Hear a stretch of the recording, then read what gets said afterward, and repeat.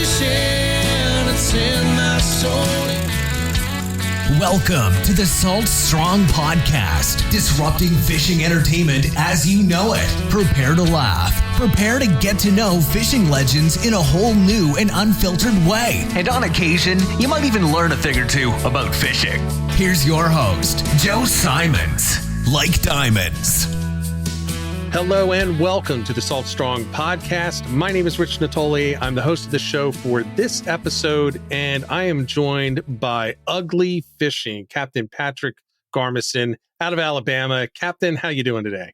Doing well. A little bit wet after today's adventures, dodging rain and high winds out of the west, taking it side over the side of the boat. So yeah. A little bit damp right now. Those are always fun days. It was, for the people that are listening, we were scheduled to start a little while ago, and I got the text and it said, I'm dealing with some weather. And I pulled up the weather in Alabama because I'm not anywhere close. And I was looking at it, I was like, all right, I can see why this might take a little while to get back in. Mm-hmm. Yeah, it's just one of those days. Well, how was the fishing today, though? It was not bad. I had a couple of areas that I wanted to hit that were going to keep me out of the direct winds. We had a northwest wind predominantly, a little bit of southwest, but everything kind of westerly, and just really isolated some areas that have had some fish in them, but more importantly, just areas that we could fish. And if anybody that listens to me over different podcasts and different things that I talk about, we talk about trying to be in fishable waters and making it and being fishable. So if you're casting and you can't hit the targets that you want to hit, or you can't cast far enough or whatever, you're not in fishable waters, in my opinion. So right. If you're setting yourself up where you can have some wind at your back and you can make long distance casts down shorelines or up against structures or whatever the case is, and utilize your boat or your kayak or whatever, like in my case where I have power poles and GPS chola motor. If I'm in deep water, then I can lock the boat down with the trolling motor, get that pointed into the wind. Everybody get on the back of the boat. We cast downwind and we cast to where we want to fish.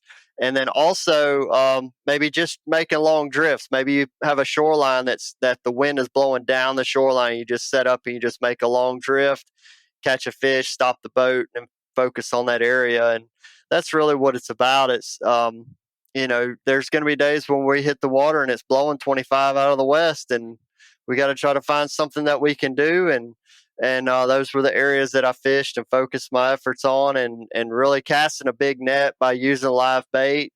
We used exclusively live shrimp today. I didn't run across really any schools of bait fish that I like to throw my cast net on. So we stayed with shrimp for the most part.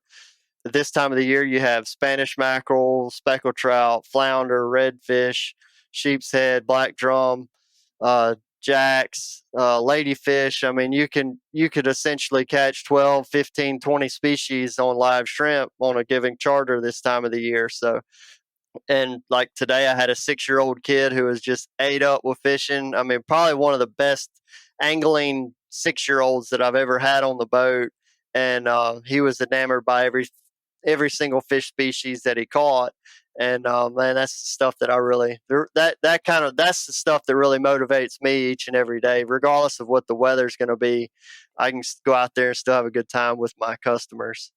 Well, let's talk a little bit about Ugly Fishing, where you're located, how to contact you, where to get information. But you are in a location that is just packed with multiple species and multiple appealing species to go fishing for, right? So, where I fish, we've got a bunch of species, but we don't have nearly the range that you have. So why don't you talk a little bit about the charter service, Ugly Fishing, where you sail out of, and the species that you're typically looking out. And you're also year round, correct?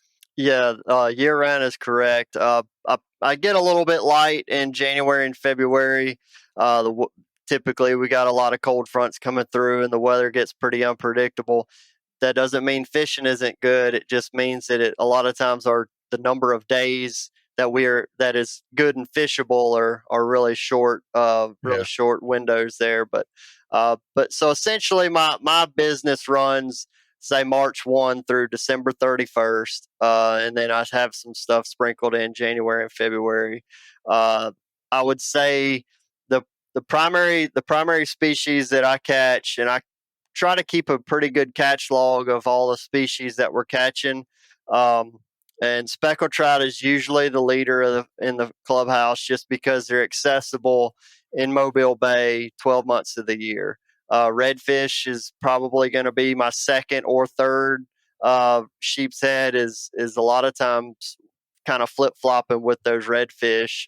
Right. And kind of getting to where more and more people are recognizing me as being a sheephead guide, and they're even like today, the little boy that was on the boat wanted to catch a sheepshead, and we were fortunate enough to be able to put him on one, and his grandfather and his uncle, and they were all able to catch some sheepshead. But anyway, those are probably my three primary targets.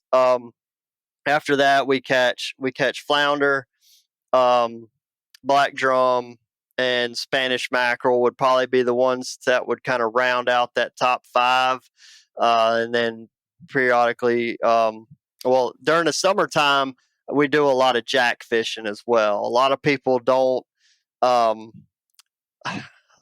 lot of locals don't necessarily go out and target jacks, because a lot of times you catch a jack or hook a jack while you're speckled trout fishing, and you're using a 2500 series reel, and the fish weighs 25 pounds, and it's a good chance it's going to take all your line. So yeah, a lot of people get aggravated when a jack shows up, but I have found that bringing heavier tackle, being ready for that, for those fish to present themselves, and catching a big jack in, say, 3 to 5 minutes on big tackle is a lot of fun. And most people, once they experience it on tackle that's capable of handling them, they change their mind on whether or not that fish is not worth targeting or whatnot. So we throw a lot of big tuna poppers and stuff like that, and get some big explosive topwater bites. And man, you take a freshwater guy and let them throw poppers at jacks and get these big blow ups, and they're hooked. They're like, man, bass, man, this jack is where it's at. Yeah, that's the kind of fight that ruined me for freshwater fishing. Yeah. So when I first started fishing, it was saltwater. So I was immediately spoiled. You get a saltwater fish and you compare it, to me, just the fact that you never know what you could get at any given time, anywhere, Mm-hmm. is part of what draws me to it so much. But man, I've never caught a jack. So I don't fish down south very often. We don't have them up in the mid-Atlantic, but it would be, I think, the equivalent of one of our gator bluefish up here. A lot of people don't like to catch them, but if you've ever caught a really nice one, it's something different. It's the fight makes it all worth it, as long as you're on the right size gear. Yeah. Well, I talking about those bluefish, I looked up and caught one. The biggest one I've ever caught in Alabama was right at 12 pounds, and which was, I thought for sure I had the state record. Like, while I had the fish alive, I had my daughter's friends looking it up online. I'm like, all right, this thing's got to be a state record. And I had it on the boga grip, and I saw it was 12 pounds, and they looked it up and said it was 17 pounds. I was like, oh my God, I didn't realize Alabama had a 17-pound fish as the record. But anyway, that was the case. So let that fish go. But man, that was a heck of a fighting fish. The cool thing about the bluefish, though, was he jumped and really did some tail walking and stuff. So that was a cool fight. Yeah, and it's amazing just how big they are, and they can still tail walk. Mm-hmm. And they can. The one thing that I have an issue with them now, when I'm targeting them out of a kayak, is they'll tail walk and they'll just slap into the side of the kayak sometimes and come right in with me. And I don't want those sounds teeth. Dangerous. Yeah, I don't want those teeth all around me, but they do that from time to time. But let's talk a little bit about your area. So Mobile Bay is one of the areas that you're sailing out of. So you're generally in that area. Yeah. So I fish all of Mobile Bay. the Mobile Tensas Delta, as well as pretty much all the tidal rivers that flow into Mobile Bay from the east and west side of the bay. And I fish Mississippi Sound all the way to the Mississippi state line. So I fish everything basically the Baldwin County side all the way to the Mississippi line. The only thing I don't really mess with much is that Orange Beach area, and it's just I just haven't done much of it down there. Just a couple of times in my whole life, but just kind of a Mobile Bay rat. Just that's where I live, and that's where I do earn my living. Well, but you've been doing it for a long time down in that area. You've been doing it for what, 12, 13, 14 years now? Let's see. Started my business in 2010 and then went full time 7 years ago. Okay. That's a lot of time on the water. Yep. Try to do it about 200 days, 200 guide days a year. And then my son, he's 10 going on 11 now. He loves to fish about as much as I do. So about every chance I get a day off from customers, him and I are going fishing. So on the water a lot. That's awesome. I'm sure he's excited about that. He's telling all his friends. Mm-hmm. I get to go fishing tomorrow. That's right. So let's talk a little bit about your fishery, though. So it is known for some really nice. Speckled trout is one of the biggest things that people know Alabama for. And we are coming into that time right now. We're in July when we're recording this, and right now it's what, speckled trout, bull redfish, the Spanish mackerels, definitely. What else do you get?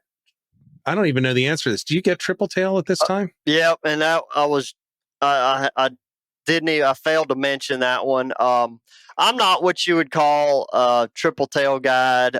Jay O'Brien is a contributor to the Salt Scone network and community. Jay has all of the tools of the trade for triple tail fishing. So if you want triple tail specific, give Jay a call. Go jump on the boat with him.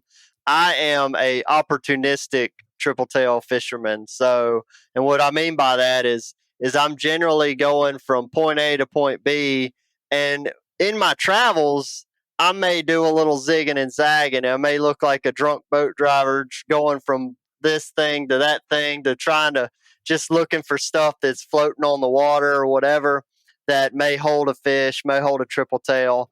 And that's how 99% of the fish that we catch, that's how we do it, is we just find a log, a bag, or something floating on the surface, slide by there, see the fish, turn around and go back there and present a bait to it and try to catch it.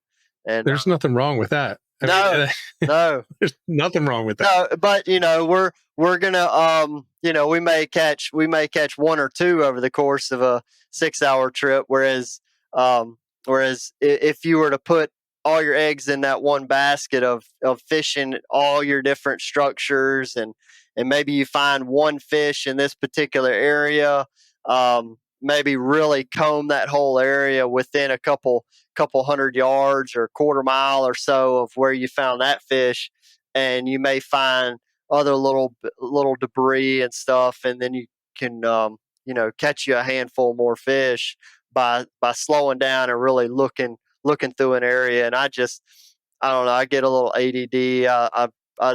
The whole sitting there trying to really work through an area, just looking and not actually fishing. I don't know, I get a little antsy. I like to have a line in the water doing something. You know what I mean? No, I hear you. That's how I am when I go out with guys and they're like, well, we're going to go out and we're going to find all the lobster pots because we're going to go for mahi. Yeah. I'm like, okay, can we do something else too, though? Yeah.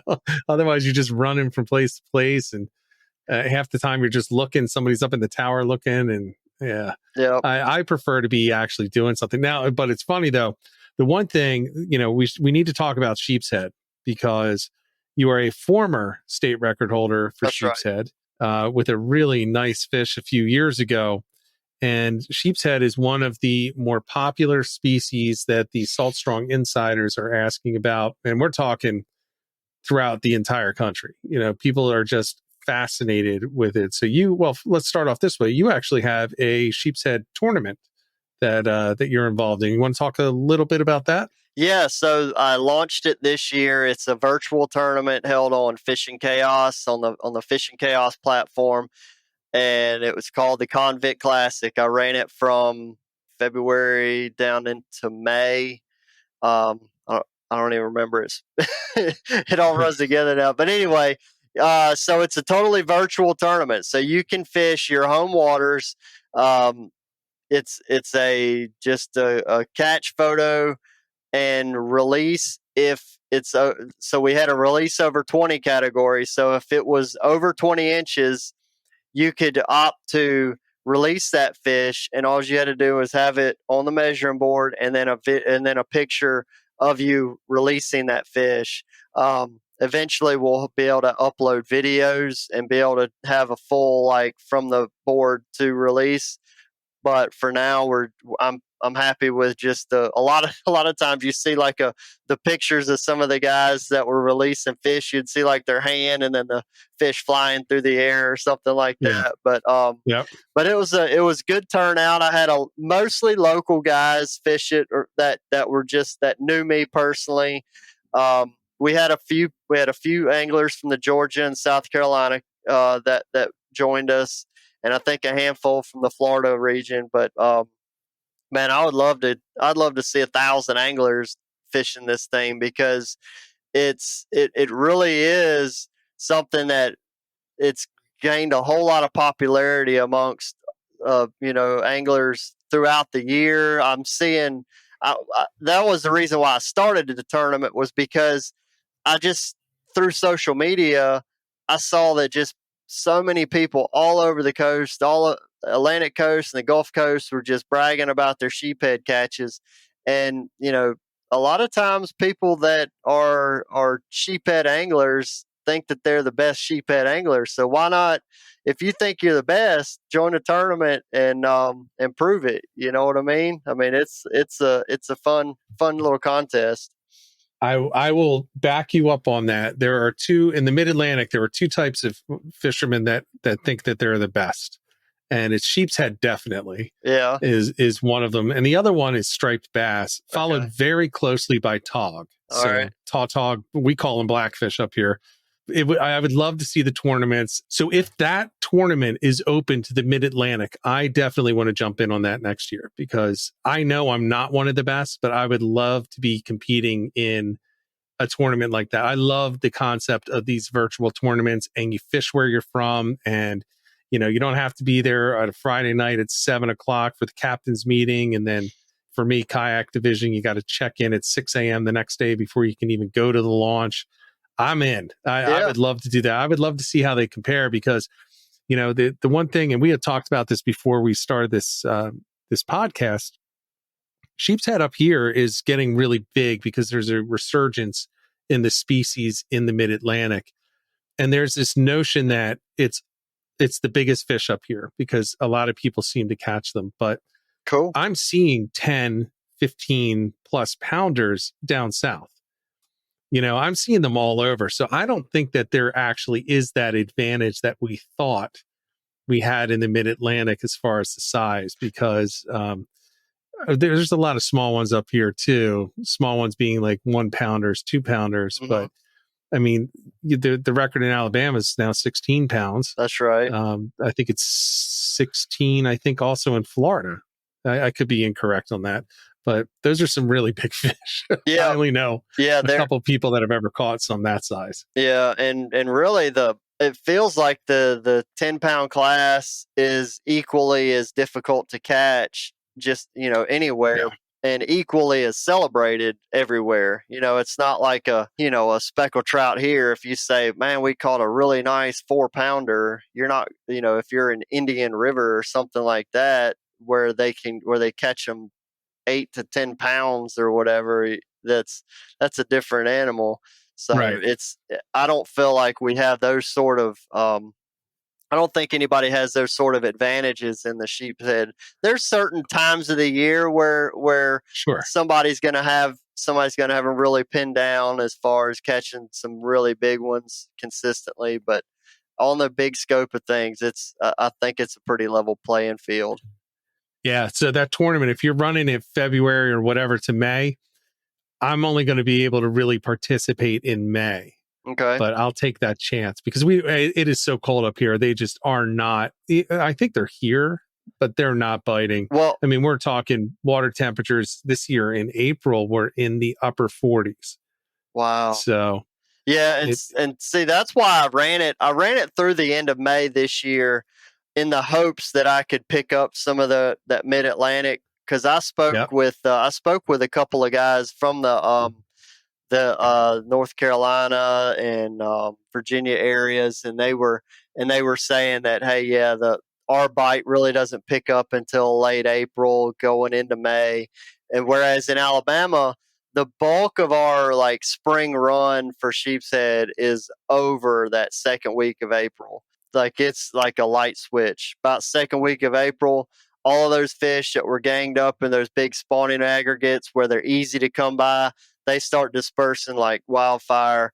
And then also a lot of our anglers around here shift their efforts towards speckled trout. It's usually a pretty good line in the sand where you go from sheepshead fishing is really good with some bull red fishing, and then speckled trout is kind of a extra part of what you could do that fishing day, to then all of a sudden speckled trout really becomes the highlight and everybody forgets about sheepshead around here. So but I was hoping to see some of the Atlantic guys jump on the tournament going into May, but I didn't really promote it well enough to try to get it out that side. And anyway, the guy that ended up winning the open tournament, the open portion, he's a customer of mine. He actually fished with me, fished with Taylor, and another guide from this area, and then also caught some of his the top fish, because it was a best of 10 fish.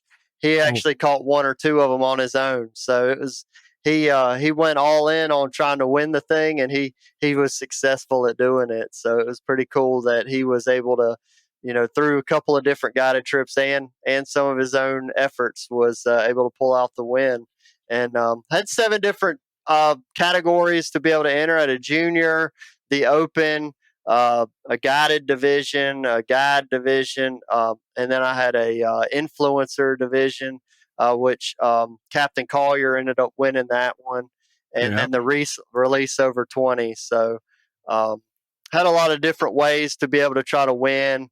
And actually, and then the lunker as well. So it's a bunch of different categories, and I'd be open to, if somebody is interested in helping promote it up the Atlantic coast, if there's something that I missed and could help the tournament maybe grow a little bit better up that side, then I'm all ears, because I got time to kind of get that stuff in the works. Yeah, well, let me know. I think it would be a lot of fun. I'll tell you what, just my buddies. I'm talking probably 30 guys that I know that would probably jump on it. Like quick. Yeah. I mean, these are guys that have done nothing but sheepshead fishing. I would say not nothing but. Maybe out of the 30, 10 of them only do sheepshead fishing. And then the rest probably do 50% sheepshead, 50% something else. Gotcha. So, well, that's cool. That's it's a fun. I mean, I love targeting them, man. If I could target them year round, and which I think I have just about figured out how to catch them year round around here, and that's relatively new to me, because even I always really enjoyed the colder months catching sheepshead, but customers enjoy catching them. And so I've been trying to hone my skills on guiding people to be able to catch them year round. So if we can, I like to, most of my fishing trips are not single species specific. So if I can incorporate some other species throughout the day, that's what I like to do, and that sheephead plays into it pretty well. So we could do, I'll have to contact you again. Maybe we do a sheepshead episode with a couple of guys just talking about the different tactics. Oh, that would be fun.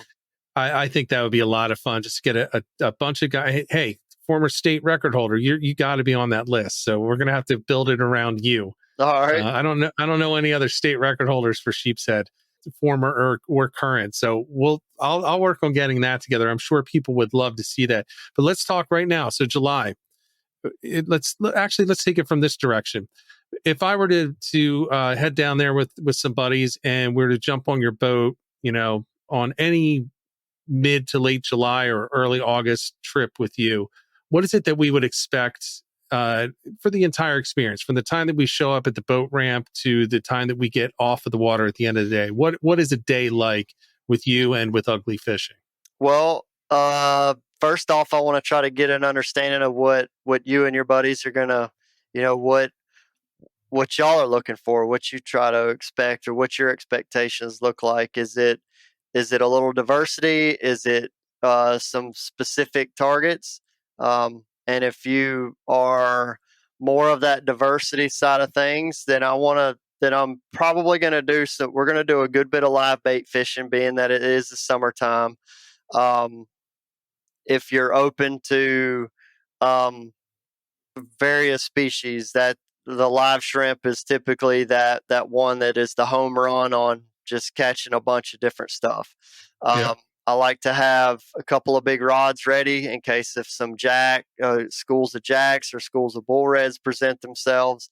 And often those two are mixed together, so you don't really get a choice. You just throw a lure in there or a popper in there and get whatever one bites. So that would be my idea. And then I kind of fill it out. If I like to have the conversation, how much fishing do you do? How comfortable are you with throwing some artificial lures and stuff like that? And I'll try to gauge whether or not you are the quote unquote bass fisherman, that because you've caught bass that you're automatically lumped into this. You can throw every lure out there. That's not always the case. So I kind of have to see for my own self on how you're handling yourself, how you're casting, how you're reeling, how you're retrieving, how you're actually fighting fish. And I can usually see that within a couple of casts and a couple of fish. And if I see that you're handling yourself in a different manner, where I want to turn you loose throwing top water, throwing a skitter walk or something like that, or maybe throwing some soft plastics and trying to catch maybe some trout subsurface or some flounder or something like that. I like to try to highlight my anglers to the best of their ability. And, I don't want to box myself in and say, well, here I bought 12 dozen shrimp. We're going to focus on fishing shrimp and shrimp only and popping corks, and you just got to deal with it. I want to try to adapt to what my customer capabilities are. And then also just reading your expectations on what would look like, what a good trip would look like for you. If keeping a few fish is something that you're interested in, then I'm going to try to keep some efforts more so in targeting speckled trout, white trout, sheepshead, black drum. I like to target those little small black drum, flounder. Those are all really good eating fish. So try to catch some of those fish and get those in the box if we're going to keep some fish, and have an idea if we've reached your goal there. And then if we get to a point where I feel like we've reached a lot of your goals, I always like to try to end it on a bang and try to catch some big fish. A lot of times those jacks and bull reds will give themselves away later in the morning. Sometimes that's an early morning thing, and we can knock that right off the list before we even get started on anything else. But if we can finish out the day on a big fish and then head to the dock, usually high-fiving and smiles and pictures and all that stuff, and get back to the dock, clean some fish, and try to point you in a direction on somewhere to go eat lunch. Yeah, well, they're always going to remember the last fish of the day. That's right. So yeah, if you can end on that. That's right. Try not to end it on a catfish. Right. All right. We don't have to deal with catfish up here. So, man, I might move your way then. I think it's hilarious when people talk about catfish. We have sea robins, and oyster toadfish, but they're so difficult to catch compared to catfish that you can usually get away from them. And if you don't want to catch them, I've gone full years in a row without catching either. Wow. So we're blessed in that. But let's talk. So you'd mentioned, some people want to keep the fish. Why don't we talk a little bit about conservation before we get into our last question? Okay. Just your thoughts on the fishery and how to be good stewards of the waters and the fish that we're out there targeting. So first off is have a plan to keep. If you're planning on keeping fish, have your cooler, have your ice. Don't show up without anything, a cooler or whatnot, and then just start, because you caught a keeper fish, you throw it in a bucket and expect it to be in good shape by, after a couple hours of getting home or whatever, and you're going to clean it. So have a plan for, if you are planning on keeping some fish, have a plan on how you're going to keep it and keep it adequately. I've found that keeping fish, especially even sheepshead, drum, a lot of the fish that I've mentioned, I've found that bleeding those fish really improves the quality of the fish, as far as the quality of the meat. Just taking a pair of shears or something and cutting into the gills and cutting all the way through, and that usually will pump all that blood out. It gives a much better quality fish fillet.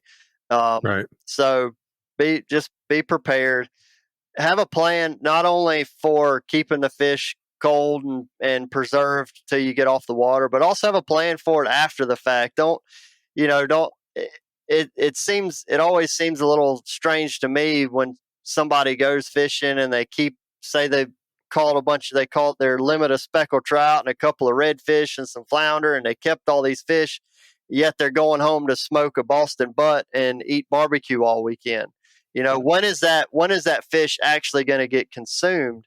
And at my house, that fish is typically, we typically consume most of it that afternoon or the next day, usually within about a 4-day window, and really try not to ever freeze any fish. And my wife often will take some fish to work if we end up having that much more, but generally I'm not keeping that much fish. We usually try to keep enough for a couple of meals. So having that plan. And then outside of that, I mean, they're my business partners. Every single fish in the bay is a business partner of mine, that the more people that can catch it, the more customers get to enjoy them. We do a lot of tagging for the CCA of Alabama.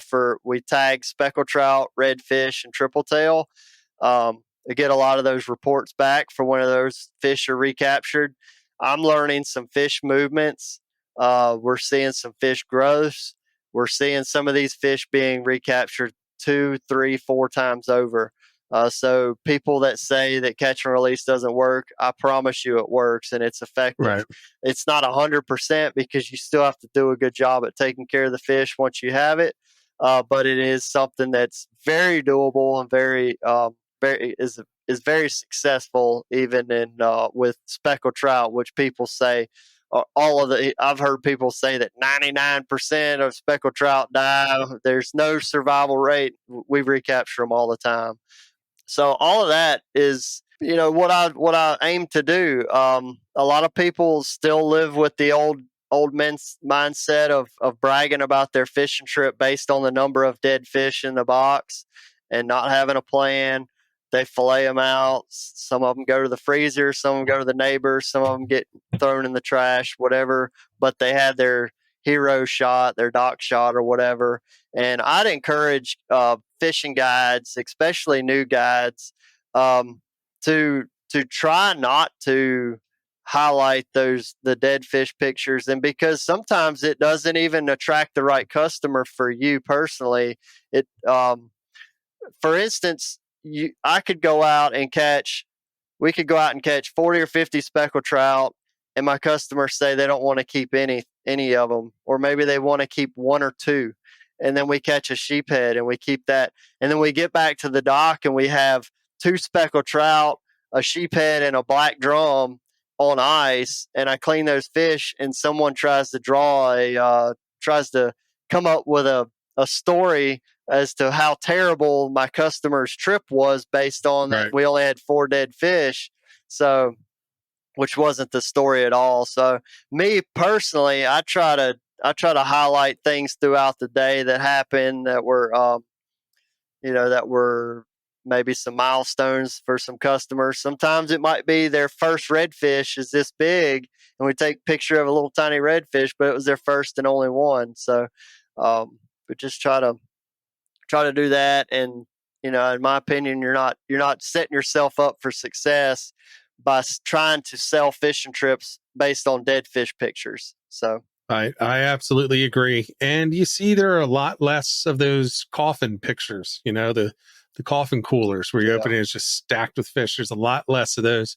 I think it's because, the message for conservation is taking more hold now than it used to. And I'm going to say, well, look, full disclosure, when I was growing up, we would go out on the boat with a huge 55-gallon trash can with ice in it. And we would just throw bluefish in there all day. Now, we did eat them all, but it was just, you just throw them in all day. It's just what we did. And it's all we knew. Yeah. And certainly don't do that anymore. And I think it's starting to take hold. So we're at the time here, but I want to make sure you go through where everybody can reach you, your website, your Instagram, anything like that, so that people can reach out to you and contact you if they have any questions or they want to book a trip. All right. Well, the easiest thing to do is go to my website at uglyfishing.com. All my header has all my social media links. So the best place is to go to uglyfishing.com. You can also, if you're looking to book a trip, on there, you can click the book now button. It'll take you to my calendar. It's live in real time. So if you select a date that you're interested in, you'll be able to see the trips that are available. There may be some that have my name on them. Some of them have Taylor's name or both of us. If both of our names are available, then you can select either me or Taylor. Taylor does a lot of specific flounder fishing trips. And so people that are maybe interested in trying to put some highlight on flounder, they could jump on there and book a flounder fishing trip with Taylor. I'm diverse. If you say that you want to do a flounder trip, but you want to fish with me, you can certainly request that. We'll try to, if that's something that's in the cards for us, then we can do that. But yeah, everything lives on. All of my contact information is on Ugly Fishing and all my social media. So that's the easiest place to go get started and not have to try to chase me all around the internet. You can go start right there and create your own trail. I'm looking at the site right now. It's a great site. And all those links are at the top. I've actually been to and through those links. You got some great content out there. Appreciate it. Yeah, and you do a lot of teaching and a lot of helping of people online. So definitely appreciate that as well. So Captain Patric, thank you for coming on. I really appreciate it. Everybody, if you're ever heading out into the Mobile Bay area or anywhere really along the Alabama coast, look them up if you want to get out there and get on the water and get some nice fish in that area. And with that said, we'll catch you next time. Till then, get out there, get on the water, and get some tight lines. 'Cause fishing, it's in my soul.